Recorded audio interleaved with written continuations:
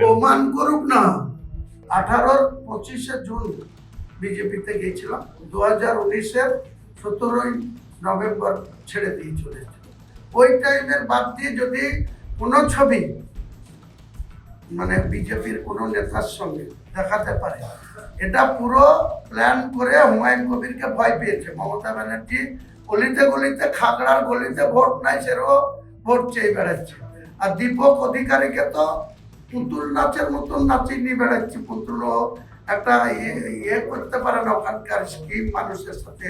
3বারের সাংসদ হয়েছে, সাংসদ হয়ে সেখানকার স্কিম আসে আর নালা ভর্তি হয়ে যায়, জলে বন্যা এসে যায়, সেটা ঠিক করতে পারে না।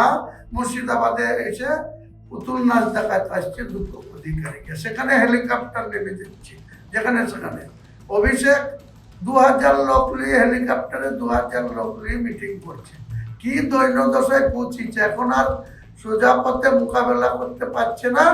এআই করে ভিডিও বানিয়ে হুমায়ুন কবিরকে মেলাইন করার চেষ্টা করছে। ওই অভিষেককেও ছাড়বো না, মমতাকেও ছাড়বো না, কুণাল ঘোষকেও ছাড়বো না, ববিকেও ছাড়বো না। 4 জনের নামে একজনের নামে মানহানি মামলা করব।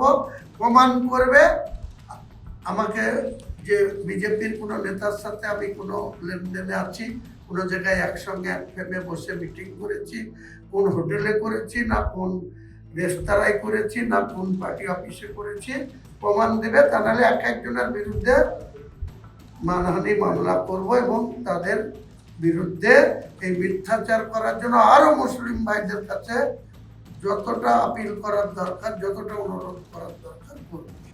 এবারে ভাই ভোটের লড়াই এই এখানেই দেখবো।